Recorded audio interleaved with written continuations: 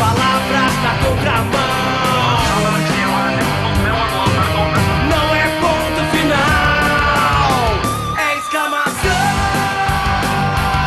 Fala sério, fala sério, fala sério, fala sério, fala sério, fala sério. Meus caros, Thiago, eu vou começar por você. Diga lá. Para que você rapidamente fale pra gente, da onde que vem, qual que é o fundamento histórico para surgir toda essa bagunça que está sendo feita, dessa questão de fim do mundo, né? Surgindo a ideia aí com a civilização maia. Por que surge esse entendimento da civilização maia e como que essa cultura maia via essa possibilidade de fim do mundo? Bom, Rodrigo, essa é uma grande confusão, né? Antes de mais nada, pensando nos dias de hoje. Os maias, eles não previam o fim do mundo. Pelo menos não há algo concreto no qual alguém, ou um historiador, ou um arqueólogo, possa sustentar essa tese. O que se tem são os monumentos, no quais eles escreviam lá o seu calendário, que misturavam não só as coisas religiosas, mas também as questões políticas, datas importantes que já aconteceram, que iriam acontecer, e num desses monumentos, que finalizava 4 eras da qual eles demarcavam, previa 2012. O sítio arqueológico no qual está inserido esse monumento, essa estela, ele já foi depredado, ele já foi saqueado, então não dá para montar uma hipótese, um argumento de que o que se prevê era o fim do mundo. A hipótese mais concreta nos dias de hoje é que o que se tem é o final da 4ª era da qual eles previam. Então, em 2012, né, no dia 21, a 4ª era. Então, mas não é o fim do mundo, é o fim de uma era, né? Não. E vai saber também, porque às vezes quando o cara que estava lá mexendo, né, trabalhando nessa pedra, às vezes foi justamente na hora que chegaram os espanhóis, né, que dizimaram essa civilização maia e não deu tempo do cara terminar, né, a pedra. Por isso que ele parou em 2012, porque senão até continuava, né, meu? Pode ser, mas o interessante é que eles não têm essa característica, nem na questão religiosa, nem na questão política, de um fim, de algo que tem um início e caminha para um fim. Muito pelo contrário, quando eles dividem o calendário em eras, você pode prever, na verdade, algo cíclico, não algo que vá para o final. Quanto tempo dura cada era? Eu não tenho noção. Não sei, essa informação eu não tenho, de quanto tempo dura cada era. E essa suposta previsão seria de quando? A última era, fim da manhã. E aí, mas é algo engraçado. Mas é sempre uma coisa cíclica, né? Uma Sim, era que termina para se iniciar outra. Eu acho muito mais que engraçado, eu acho uma... Desculpa, eu tô falando. Mas é para falar. Eu acho uma grande idiotice, né? Uma grande bobagem. Primeiro que vem uns homens, olha que profissão mais idiota, né? Ficar escrevendo em pedra, né? Entendo. Então mais fácil pegar uma esferográfica e planejar tudo. Porra, tem essa bobagem. Tá certo. Mas eu acho o seguinte, eu acho que os maias, que me perdoem, mas eles estão bem atrasados em relação ao Brasil. O político brasileiro já está destruindo o mundo há 5 séculos. Aqui no Brasil é fantástico. Os políticos descobriram que não precisam fazer previsões, eles não precisam ficar marcando data, prazo, essa coisa toda. Eles vão aos poucos, cada dia. E vão, na medida que eles vão tirando todo o potencial, não digo nem o potencial, mas vão acabando mesmo, vão anarquizando, exterminando com saúde, educação, habitação, essas bobagens que o cidadão comum sonha, pensa, quer, que acha que tem direito num país tão canalha como o nosso. Esses políticos agem com muito mais perfeição do que os maias. E até hoje ainda tem maia que ajuda a acabar o mundo, né? Por exemplo, o presidente da Câmara, Marco Maia. Esse idiota, o Marco Maia, estava chegando aqui, estava ouvindo em rede nacional, ele entra, interrompe uma programação, vai falar o presidente do Congresso Nacional, Marco Maia, falei, vai anunciar o fim do mundo, né? É mais um Maia. É mais um Maia. Já fizeram um serviço bem feito lá em Natal, né? No Rio Grande do Norte, requisaram. Ô Guilherme, fala uma coisa para mim. Essa reflexão, né? Porque a gente tem que pensar também o seguinte, isso está inserido hoje na discussão, né? Nas redes sociais, na mídia, enfim. Quer dizer, que proveito dá para se tirar dessa reflexão quando chega essa possibilidade de se entender que tudo isso que a gente conhece, que a gente vê, pode acabar, né? Que bem que pode trazer essa reflexão e que mal que pode trazer essa reflexão? Olha, o ser humano ele tem uma necessidade extremamente grande de estar buscando o novo. Essa busca do novo é que faz com que ele transforme o dia a dia dele. Ele basicamente pega o passado como uma referência e o presente só funciona quando ele está buscando essa coisa nova. Quando surge uma hipótese de que o novo não existe, você está diagnosticando um processo de depressão. Quer dizer, eu não tenho para onde ir, e se eu não tenho para onde ir, independente de um credo religioso ou da falta desse credo, acaba simplesmente invalidando a minha existência. Se você for pelo conceito bíblico, ele vai te falar que existe um fim do mundo, mas que a nenhum homem é dado o direito de saber quando ele será e a forma como será. Que simplesmente esse fim do mundo ele retrata a volta de Jesus, o que pode também significar, em cima do que ele colocou, uma segunda fase, uma terceira fase na história da humanidade. Seria o fim de alguma coisa. E nós temos muito medo da ideia de fim de alguma coisa. Tanto que a gente convive com a morte de pessoas idosas, mas a gente não admite que elas morram porque a gente as ama. A gente convive com a perda de momentos que a gente transforma como eternos, né? Tem pessoas que eternizam suas profissões, sabendo que um dia vão ter que aposentar, e aí na hora que aposenta, aquilo é o fim de um determinado mundo. Nós temos uma dificuldade de trabalhar com a perda. Mas não é, deixa eu só fazer uma interrupção, para você seguir nesse raciocínio. Não é uma questão, para o ser humano ele tem uma necessidade muito grande de validação. Ele quer validar aquilo que ele já sabe, a decisão que ele vai tomar para daqui a pouco, mas que ele precisa de ter uma validação dentro dele. Sim. Não é meio um ato meio covarde, meio insano O ser humano é covarde, né? O ser humano, fundamentalmente, ele precisa que as coisas funcionem bem. Se isso do ponto de vista histórico é marcante, quando a gente pega as últimas 3, 4 décadas, com toda essa questão de globalização das ideias, dos interesses, isso aumenta muito, né? Hoje a gente vive numa situação em que você tem que ter controle sobre as coisas, né?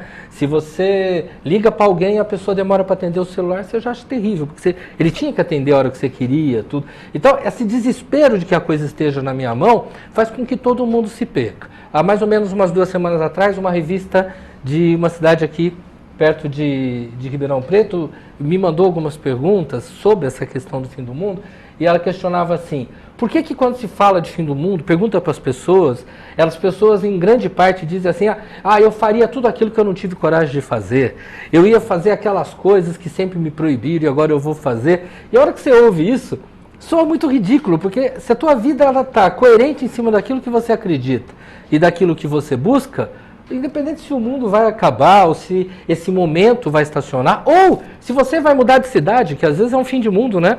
Você sai de onde você quer por questões profissionais e tem que ir para um lugar que você não quer. Para você é um fim, né? Mas o que pesa ali naquele momento é que, vai acabar, então eu tenho que fazer tudo. Cara, se você está vivendo correto, de acordo com os seus valores, por que no último dia eu teria que viver diferente, né? Por que no último dia eu vou ter que trair pessoas, trair minhas crenças, trair o mundo que eu acredito, simplesmente porque eu não aproveitei a vida? Aproveitar a vida é você ser coerente com a sua história. E compreender que a parte mais legal da história é não saber quando é o fim. E por isso continuar caprichando. Porque talvez se eu soubesse o dia do fim eu não caprichasse mais. E aí, Rodrigo, dentro dessa colocação do Guilherme, por que então ir lá com o martelinho, fazer todos esses monumentos, prever o final ou o que já aconteceu? Justamente para materializar isso. É uma forma de ritualizar aquilo que individualmente, dentro de uma sociedade, representa algo importante. Então eu vou lá, crio esses monumentos, eu ritualizo ali dentro da sociedade o que eu acho importante ou não, e é uma forma de preservar. Talvez seja até interessante pensar que os rituais em si, não apenas esse que está ali visível, né? Mas os rituais ligados à dança, que tem uma série de sentidos, dependendo da tribo e tudo mais, os rituais, eles seriam antecessores da internet, né?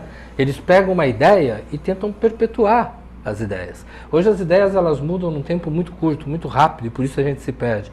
Mas era importante manter as ideias. É importante você chegar na praça da tua cidade, ver uma estátua, e fala, o que esse cara aí, né? E alguém fala, mas esse cara aqui que descobriu tal coisa assim, ou ele fundou tal coisa. Você fala, tem uma referência, né? Me parece que essas marcas que os maias colocaram eram marcas que demonstravam as crenças e talvez a grande felicidade deles. O que necessariamente não quer dizer, pô, então vai acabar o mundo? Eu acho que eles não ficariam mandou felizes. recado, né, Não, eles estavam falando para os maias, eles não estavam falando... para uma civilização daqui centenas de anos, né? Sim, nem para São Paulino, nem para corintiano. Que eu conheço Só você... lamentar aqui que, por exemplo, em relação aos maias, essa coisa toda, o que se lamenta, a única testemunha ocular viva, que era o Niemeyer, morreu.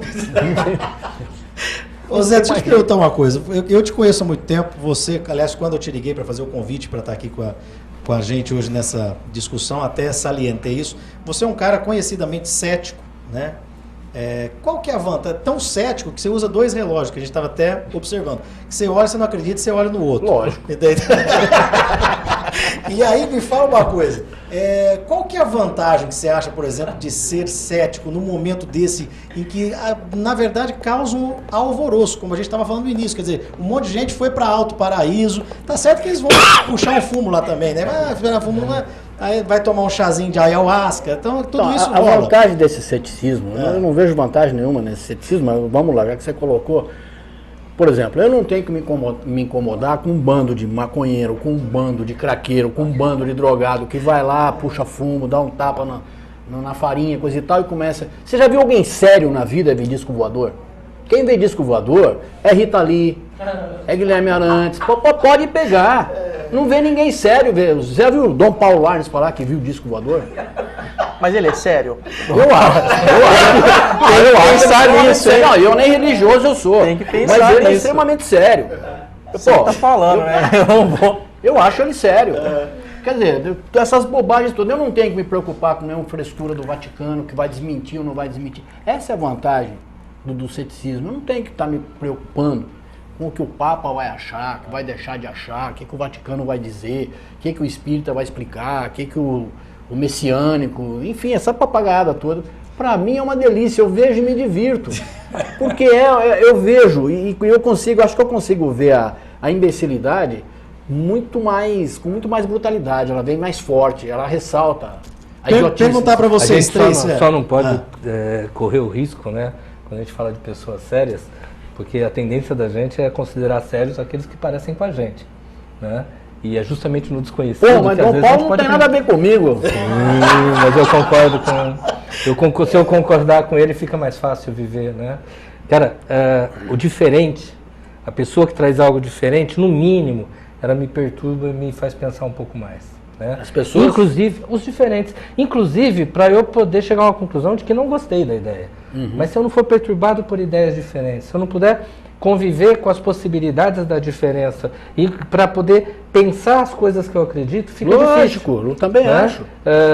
Eu não sei, eu não consigo compreender como que povos, como os povos maias, conseguiram tanto sucesso em uma série de áreas no momento em que eles não tinham as ferramentas que nós temos hoje. Aquilo é fantástico. Eu lembro quando eu assistia trocentos anos atrás, o filme era Os Deuses Astronautas, né? E você olhava aquilo, era fantástico. Depois eles foram desmistificando todo o filme, né?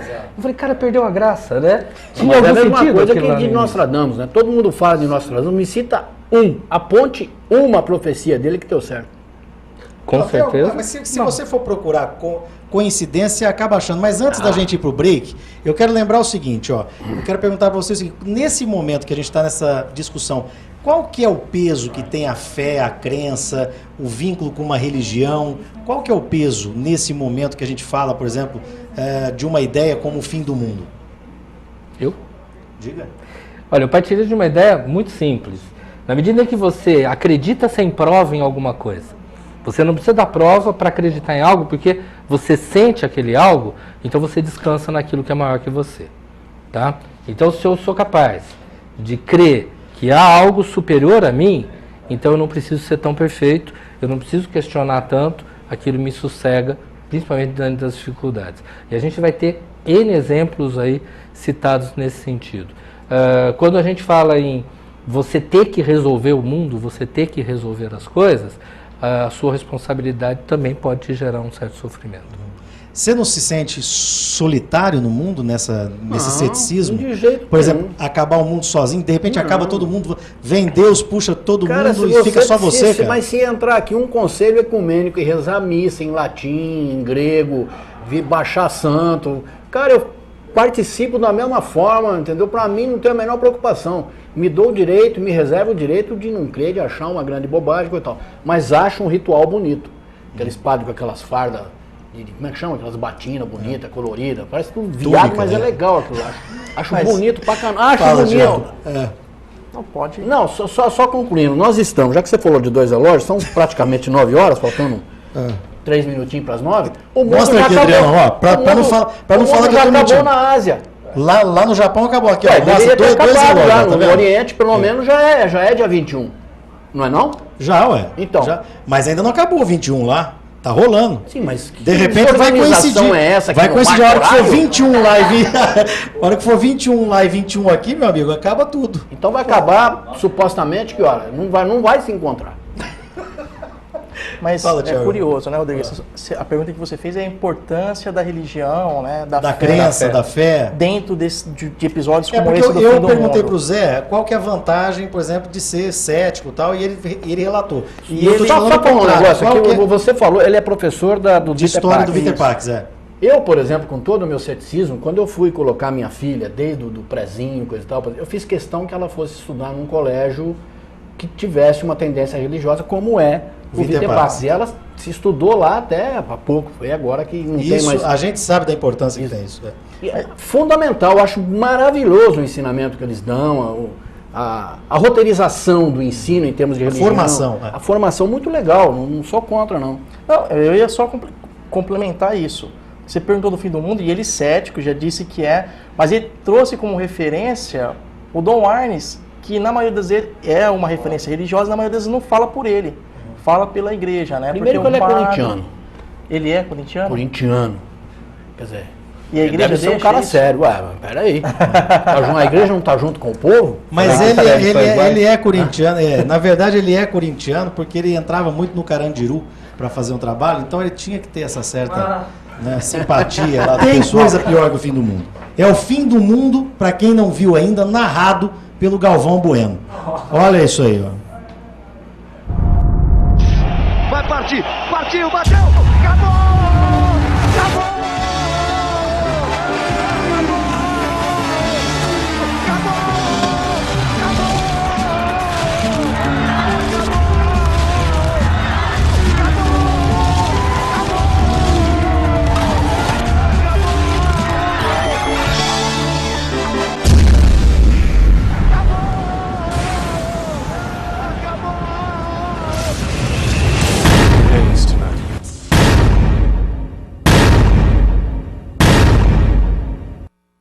Pois é.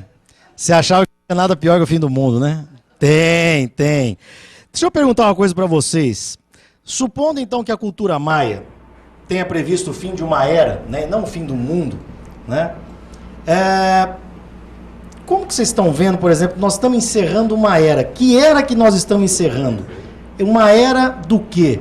Que valores que a gente está deixando para trás e que novos valores vocês acham que vêm a partir de agora? Eu não sei se ele pode falar que era está encerrando, que era que eu gostaria que encerrasse. Aí é diferente, porque as mudanças têm sido numa velocidade muito grande, né? Há uns anos atrás você falava de mudanças a cada 40, 50 anos. Hoje você fala de mudança a cada 3, 4, 5 anos. Muda a cultura, muda a visão das pessoas, muda os valores familiares. Quer dizer, muda muita coisa em pouco tempo, tá? Eu, pessoalmente, gostaria que acabasse algumas coisas que nitidamente nos incomodam, que é a necessidade que as pessoas têm de ser superiores às outras, porque a partir daí você tem uma série de outros problemas, crimes, tráficos e tudo mais. Eu gostaria muito que acabasse a questão do desrespeito ao valor do próximo, tá? Eu acho que essa questão das relações seria a minha busca pessoal, mas eu acho que isso entraria num campo altamente poético que não está sobre meu domínio. Mas né? eu acho que ainda que sendo poético, é um direito de todos nós. Sim, isso Almejarmos. Sim. O Grilli está ali, ele sabe disso. A justiça no Brasil, por exemplo, mudou muito. está colocando fim numa era de impunidade que a gente julgava Esperamos que sim, né? inatingível e interminável. Talvez Hoje a essa gente- hoje a gente seja o tem início de visto. uma nova era. Hoje a gente tem visto ministros condenados à cadeia. Se vão para a cadeia, se vão puxar a cadeia, se vão ficar atrás das grades, são outros 500. Vamos discutir isso depois. Mas que a justiça mudou e de uma forma séria ele vem mudando, vem colocando atrás das grades grandes personagens, né, da história contemporânea do Brasil, é um negócio maravilhoso. A Polícia Federal tem invadido casas e prendido e mostrado, óbvio, com teatralização, essa coisa Fazendo toda. um espetáculo. Fazendo a espetacularização. Tudo bem, mas tem feito o seu papel. E a justiça tem correspondido de certa forma. Ainda é o que a gente quer? Não, está longe ainda de a gente querer um país sem desigualdades, um país que tenha justiça social, um país que fomenta a justiça por si só, essa coisa toda. Fala, Tiagão. É interessante observar isso, né? Os maias, eles tinham uma ligação eles eram muito próximos das questões cotidianas. Então, quando vai chover, quando vai fazer sol, para poder até trabalhar a questão da agricultura. E independente de ser ou não o fim do mundo amanhã é o fim da primavera e o início do verão. Uma Sim. coincidência que, se você for observar por uma civilização que era extremamente ligada às questões da agricultura, que chuva e sol era extremamente importante, a coincidência da data ela é muito relevante. Mas preste atenção, começa o verão amanhã aqui para nós, Pois- na América. Não, mas eles estavam, né, Na América. dentro da Só, América. né? Sim, Então- tudo bem, Mas não envolve o mundo, é isso não que você tá envolve o mundo. Sim, mas Mas eles não falaram de mundo, a gente que está interpretando. e aí, traz isso- A essa- gente que está interpretando o mundo. Aí eu ia Mas trazer- muda a estação no mundo Isso. inteiro. Né? Eu ia trazer justamente essa observação. Eles não falavam em fim do mundo. A gente traz isso, que é uma visão extremamente ocidental, cristã, né? De um começo em Adão e Eva que termina no Apocalipse. E é interessante observar isso, porque a gente tem ouvido falar muito do fim do mundo, mas a gente não tem ouvido falar, é a primeira vez que eu ouço, dentro de todos os comentários, isso agora com o Guilherme aqui dentro da conversa, o que vai acontecer depois do fim do mundo. Porque o fim do mundo ele tem justamente, dentro dessa visão ocidental, de vamos fazer o fim do mundo, porque é importante para o ser humano e até enquanto para a sociedade também, acabar, porque quando terminar o fim do mundo a gente vem com um mundo mais justo, mais honesto, né? Acaba com isso tudo.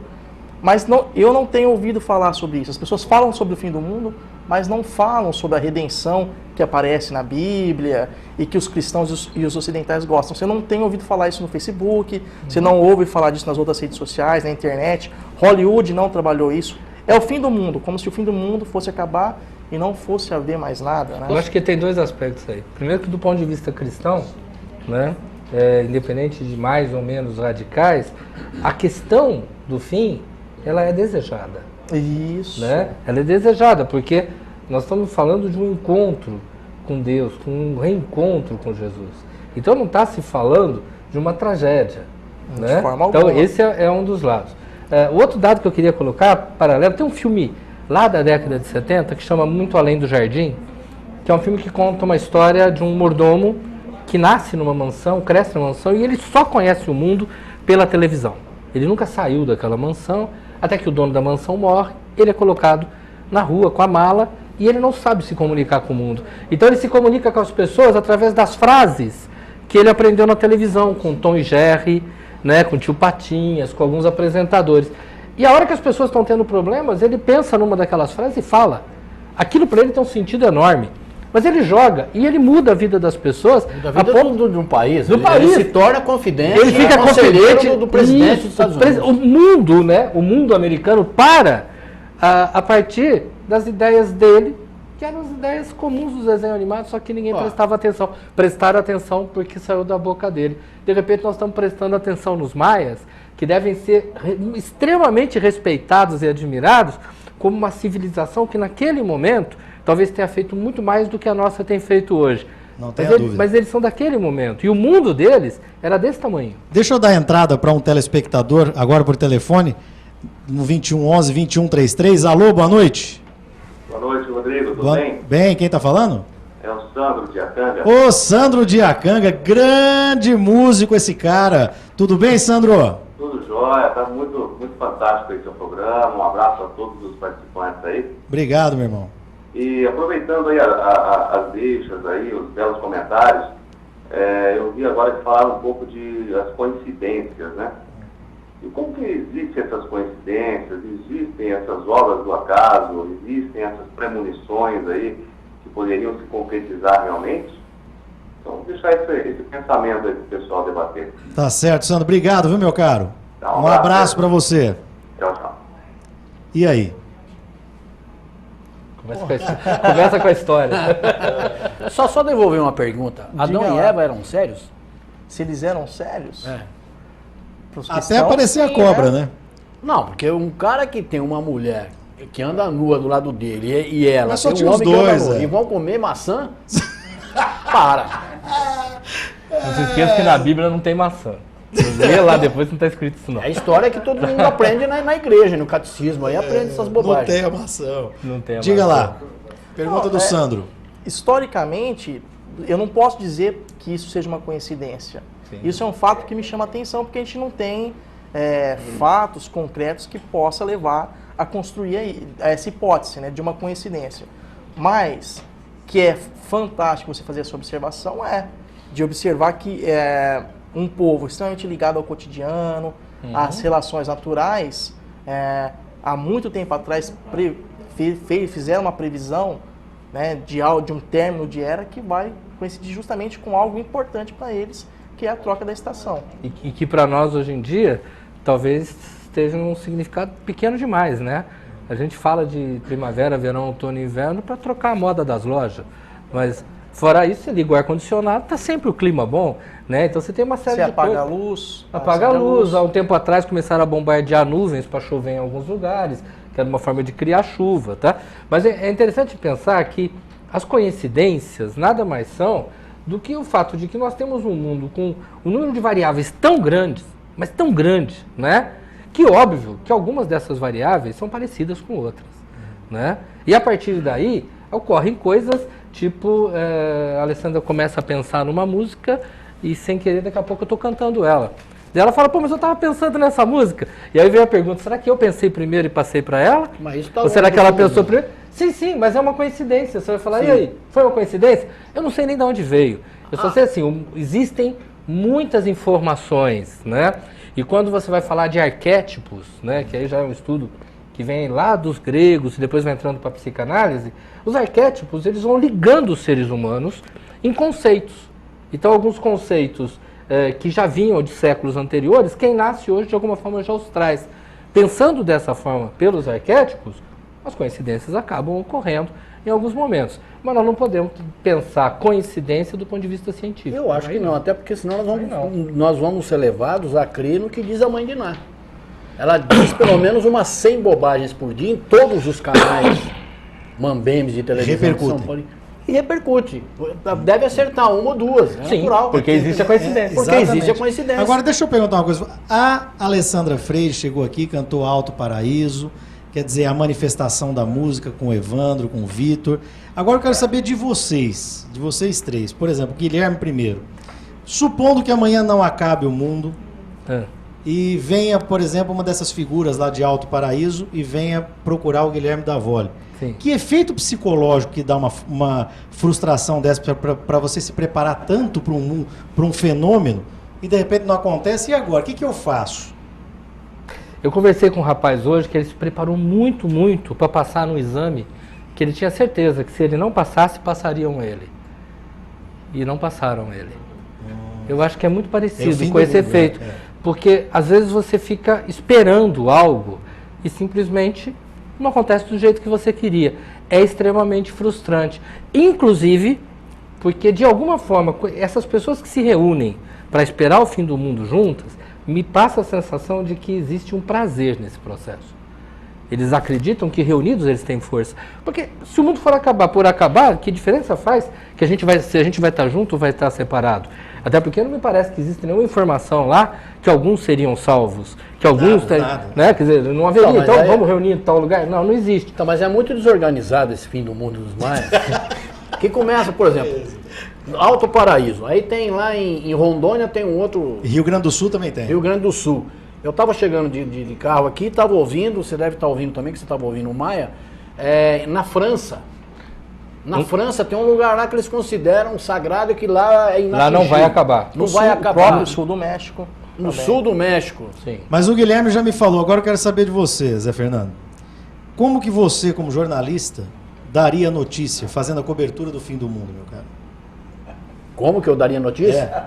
Gente, Fudeu. fudeu, não tem outra coisa. Acabou. Fudeu tudo. Aqui morreu, não tem jeito. Você ia fazer igual Eu o avô, vou- acabou! Não, mas eu vou me candidatar a ser o guru do mundo. Eu afirmo com todas as letras, vírgulas, pontos, acentuações, o mundo não vai acabar. Pelo menos não amanhã. Não acaba. Tiago, tua vez, meu Mas, cara. Rodrigo, eu queria, Ah. antes de responder, Ah. ver uma outra coisa interessante. Numa reportagem de Alto Paraíso, eu acho Ah. que no jornal Hoje, da Rede Globo, apareceu, eles mostrando como eles iriam ficar, os alimentos, e aí tinha uma série de livros, um monte de livro de história, de física. Pra que guardar tudo isso se o mundo vai acabar? Talvez... Estocando alimento. Não, não, mas agora você imagina um cara que livro você de falou. história, de física. depois de bunker. física. Sim. Será Estocou que alimento dentro de preservar? garrafa PET, não sei se você viu. Foi Pois é. exatamente. Mas como que você, professor de história, falaria do fim do mundo como um fato histórico? Ó, aí tem duas hipóteses, né? Se o mundo não acabar, vai virar história. E se acabar, também vai virar história. Só não Então- vai ter quem leia. Mas depende, do ponto de vista cristão vai, porque Vai, existe uma com redenção. certeza. Exatamente, Então tem aí, a se redenção. eu sobreviver e ficar por ali, eu pretendo contar a história. Se não, Deixa eu aproveitar a presença do Se Evandro acabar no Grilha aqui. Brasil, podia começar por Embora, Brasília, né? embora ele esteja como músico e não como advogado, mas já vamos fazer uma consultoria. Para quem que dá para processar, para indenizar? Se não acabar o mundo e se acabar? Olha, eu vou estar lá no escritório amanhã. Para processar os maias, eu estou à disposição. Eu adoro o México, teria um maior prazer. mas você sabe que o governo... Fazer juridicamente. O fenômeno que eu achei interessante, para fugir da tua pergunta e jogar a conversa fora, Diga. foi o primeiro fim do mundo das redes sociais. Né? A gente já tinha tido outras possibilidades de fim do mundo, mas esse é, o verdade, primeiro na cara, era é das redes verdade, sociais. é Então, verdade. a intensidade do A repercussão fenômeno disso foi fica extraordinária. gigantesca. Foi extraordinária. Exatamente. Segundo a Bíblia, né, em Marcos, lá capítulo 13, versículo 31 a 33, o Guilherme até já citou um trecho desse evangelho. Passarão o céu e a terra, mas as minhas palavras não passarão. Mas daquele dia e hora ninguém sabe, nem os anjos que estão no céu, nem o Filho, senão o Pai. Olhai, vigiai e orai, porque não sabeis quando chegará o tempo. Ou seja, saber que dia, que hora e como e quando o mundo acaba, não nos pertence. Qual que é a graça de desconhecer tudo isso? Sinceramente, Sinceramente. cara, é fantástico eu não saber. Porque o ser humano sofre de querer saber demais, né? Quando você admite que você não sabe tudo, quando você admite que tem uma série de coisas que escapam da tua mão, você obviamente se torna dependente da relação com as outras pessoas.